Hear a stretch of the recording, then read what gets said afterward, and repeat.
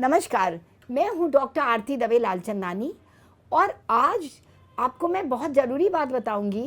जब आपको heart attack हो, एंजाइना हो, कोरोनरी आर्टरी डिजीज़ होता है, कोरोनरी आर्टरी के अंदर ब्लॉकेज हो जाता है, तो आप जब कार्डियोलॉजिस्ट को दिखाते हैं तो कार्डियोलॉजिस्ट आपको विभिन्न जांच करके, जैसे ईसीजी है या ट्रेडमिल टेस्ट करें, इको डॉपलर करते हैं, या फिर सीटी कोरोनरी एंजियोग्राफी जिसमें कोरोनरी आर्टरी धमनियों को देखते हैं, या आपको इंटरवेंशनल कोरोनरी एंजियोग्राफी करें, आपको तार डाल के, कैथेटर डाल के देखते हैं कि ब्लॉक्स हैं, तो आपको बताते हैं ब्लॉक्स हैं।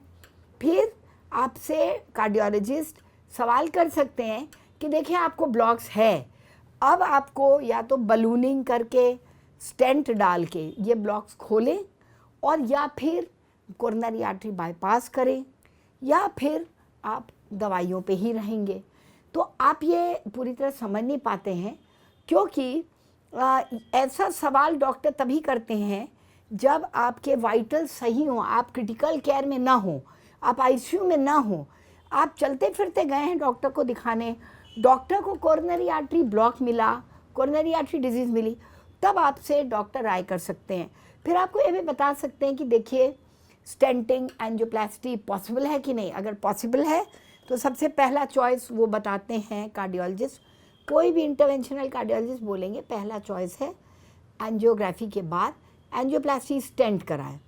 अगर वो संभव नहीं है तो बोलते हैं आपको तो बाईपास ही कराना पड़ेगा, मतलब मेजर सर्जरी होती है जिसके लिए आर्टरी वेन हाथ से, पैर से या चेस्ट के अंदर, सीने के अंदर से कोई आर्टरी, मेन आर्टरी ब्रांच निकाल के थोरैक्स के अंदर से, और उसको ग्राफ्ट की तरह लगा देते हैं जिससे जो ब्लॉक है वो बाईपास हो जाता है।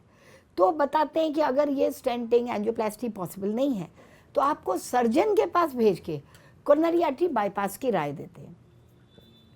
कई बार आप इसके लिए तैयार नहीं होते या अफोर्ड नहीं कर सकते, पैसे नहीं हैं, या उस अस्पताल में ऐसी सुविधा नहीं है, या बहुत ये सर्जरी आपके एनाटमी की वजह से, या ब्लॉक्स इतने डिफ्यूज़ हैं, इतने ज़्यादा हैं, आपको डायबिटीज़ बीमारी है, डायबिटीज़ में ख़ास करके बहुत सारी धमनियाँ ब्लॉक होती हैं, मल्टी वेसल डिजीज़ होता है, ब्रांचेस में होता है, आर्टरी जहाँ पे बहुत कर्व्ड हो, ब्रांच्ड हो, उसका शेप एबनॉर्मल हो, उसका ओरिजिन एबनॉर्मल हो, या आपको साथ में एस्थमा हो, सीरम क्रिएटिनिन बढ़ा हो, किडनी की भी परेशानी हो, और या आपकी एज बहुत ज़्यादा हो, बहुत ज़्यादा कैल्सिफिकेशन हो, ऐसे कंडीशंस में आपको कार्डियोलॉजिस्ट, हृदय रोग विशेषज्ञ मना कर सकते हैं कि देखिए कुछ भी संभव नहीं है, आप दवाई पे रहिए।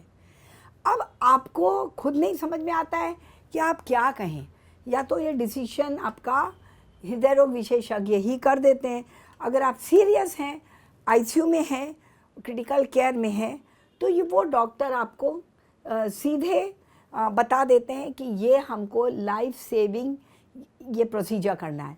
हो सकता है आईएबीपी, इंट्रायोटिक बलून पंप डालना पड़े, आपको वेंट्रिकुलर असिस्ट डिवाइस डालना पड़े हार्ट पंप के लिए, और ये राय, और या इमीडिएटली आपको प्राइमरी एंजियोप्लास्टी करके आपकी जान बचाएं, आपका मायोकार्डियम बचाएं, आपका हार्ट मसल बचाएं। एंजियोप्लास्टी तुरंत कर दें, उसको बोलते हैं प्राइमरी एंजियोप्लास्टी, बिना कोई और प्रोसीजर किए, या इमीडिएटली कोई सर्जिकल प्रोसीजर करके आपकी जान बचानी है, तो वो आपको ज़्यादा चॉइस नहीं देते, आपको सीधे बता देते हैं आपकी जान बचानी है, ये प्रोसेस होगा, और वो क्रिटिकल केयर से ही कैथ लैब में शिफ्ट करके आपको करते हैं। उसमें आपको जैसा डॉक्टर कहें ऐसा करा लेना चाहिए। अगर अफोर्डेबिलिटी है, अगर आप ये पैसे इसके खर्चा स्टैंड कर सकते हैं तो ये करा सकते हैं, नहीं तो अब तो हर शहर में सरकारी में भी ऐसी सुविधा है, प्रैक्टिकली हर शहर में। और अब all India institute of medical sciences भी इंडिया भर में आपके लोकेशन से ज़्यादा से ज़्यादा 200-300 किलोमीटर के अंदर ही पड़ेगा। तो ऐसे एम्स सेंटर या इंस्टीट्यूट ऑफ नेशनल इम्पोर्टेंस और कोई भी सेंटर में आप जाकर ये सब करा सकते हैं बहुत सस्ते में।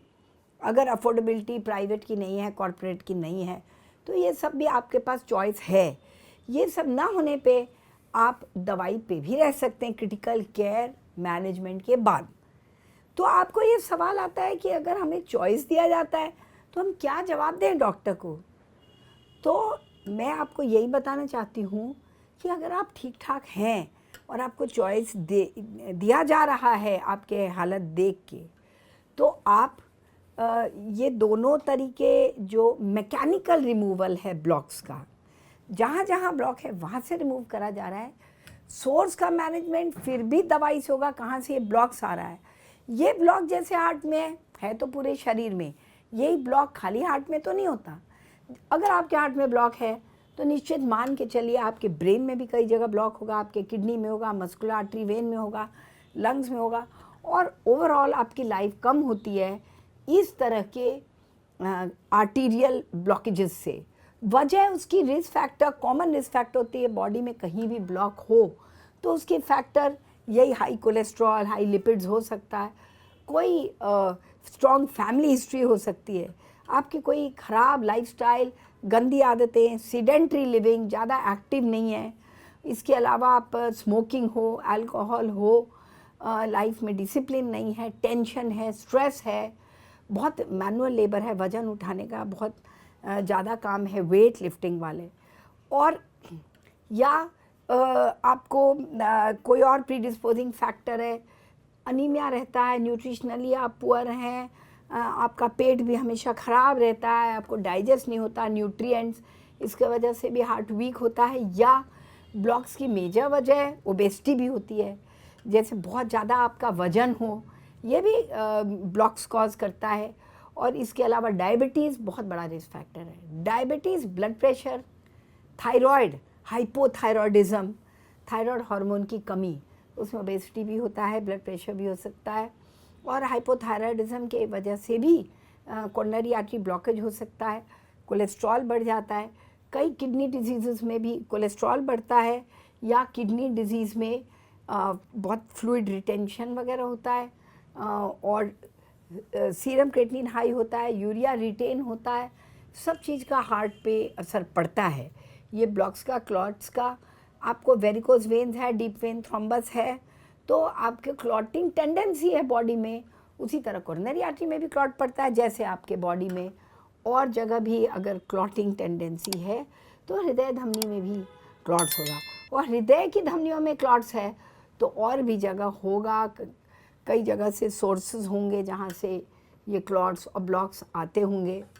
आपके हार्ट में, वेंट्रिकल में ही ब्लॉक्स और क्लॉट्स हो सकते हैं जो बॉडी में जगह जगह जा सकते हैं। तो ये सब वजह होती है। आपको अगर चॉइस दिया जाए तो आप अवश्य डॉक्टर से पूछ सकते हैं, क्या मैं दवाइयों पे रह के रिस्क फैक्टर का इवैल्यूएशन हो जाए, डायग्नोसिस, प्रिवेंशन, मैनेजमेंट हो जाए, क्या रिस्क फैक्टर प्रिवेंट करके, अपनी लाइफस्टाइल चेंज करके, योगा करके, जो दवाइयाँ कोरोनरी का वेज़ोडाइलेशन करें, जो कोरोनरी आर्टरी के अंदर के ब्लॉक्स खोले, एंटी प्लेटलेट दवाइयाँ हों, कोलेस्ट्रॉल कम करके ब्लॉक्स खोले, क्या इस तरह की दवाइयाँ जो मेटाबॉलिक सेलुलर लेवल पे काम करती हैं, ऐसी दवाइयाँ लेके, ऐसी दवाइयाँ भी हैं जो कार्डियक वर्क कम करती हैं, क्या इन सारी दवाइयाँ हो सकता है लिस्ट में करीब 10 दवाइयाँ ऐसी ऐड करनी पड़े। क्या ये दवाई लेके मैं अपनी quality of life, quantity of life, life span भी बन रहा है, सडन डेथ भी प्रिवेंट करना, क्या ये संभव है? आपके डॉक्टर कार्डियोलॉजिस्ट बताएंगे। पहला चॉइस आपका ये हो सकता है। सेकंड चॉइस बाईपास अवॉइड करने के लिए वही स्टेंट एंजियोप्लास्टी है, लेकिन कई बार सीक्वेंशियल कराना पड़ता है, कई सीरियली कराना पड़ता है। ब्लॉक्स कई बार खोलने से पता लगता है कि आगे भी ब्लॉक्स हैं, स्मॉल वेसल्स में ब्लॉक हैं। हार्ट एक 3 डायमेंशनल स्ट्रक्चर है, पूरे ब्लॉक्स हार्ट के कहीं भी किसी वॉल में के सप्लाई में हो सकता है, किसी भी कॉर्नरी आर्टरी में हो सकता है, ब्रांचेस में हो सकता है, जहाँ डिवाइड करके आर्टरी महीन हो जाती है वहाँ भी हो सकता है। क्या सारे ब्लॉक्स निकालने संभव हैं स्टेंट, एंजियोप्लास्टी स्टेंटिंग से? बाईपास संभव है कि नहीं? बाईपास भी हमेशा संभव नहीं होता है। मान लीजिए आपके डॉक्टर जवाब दे देते हैं कि ना स्टेंट हो सकता है, ना एंजियोप्लास्टी, ना बाईपास, तो तब भी आप बिल्कुल निराश ना हो। ऐसा नहीं है कि उम्मीद ख़त्म है, आपकी ज़िंदगी ख़त्म हो गई। और आपके जिंदा होने के लिए कुछ महीने या कुछ साल बचे, ऐसा बिल्कुल नहीं है। आप एक्टिवली अपने डिजीज़ को रिवर्स कर सकते हैं। कोरोनरी आर्टरी ब्लॉकेजेस रिवर्स होते हैं, और जैसा मैंने बताया इतनी तरह की दवाइयाँ, लाइफस्टाइल का भी बहुत रोल है, रिस्क फैक्टर मैनेजमेंट प्रिवेंशन का बहुत बड़ा रोल है कोरोनरी आर्टरी ब्लॉकेजेस के रिवर्सल में। तो आप इन चीज़ों का ध्यान दीजिएगा, और शुरू से ही प्रिवेंशन ऑफ हार्ट अटैक पे बहुत ध्यान दीजिए। इसके बारे में हमारे वीडियोस देखिए, prevention is better than cure. तो हमेशा हार्ट डिजीज़ और हार्ट अटैक में, कोरोनरी आर्टरी डिजीज़ में जो कुछ है वो प्रिवेंशन है। होने के बाद आप बहुत कुछ कम कर सकते हैं, लेकिन कम उपाय हैं, लेकिन प्रिवेंशन के बहुत सारे उपाय हैं। इसीलिए हेल्दी लाइफस्टाइल, डिसिप्लिन लाइफ, सात्विक ज़िंदगी, सात्विक भोजन ये लीजिए और एक्टिव रहिए, अपना कर्म करते रहिए, आलस मत करिए कभी भी। ज्ञान बढ़ाइए अपना हृदय रोग के बारे में और भी रोगों के बारे में। अच्छे लाइफस्टाइल के लिए अपना ज्ञान बढ़ाइए। रोज़ योग करिए, ध्यान करिए, प्राणायाम करिए, ताकि फिज़िकल मेंटल स्ट्रेस फ्री रहें।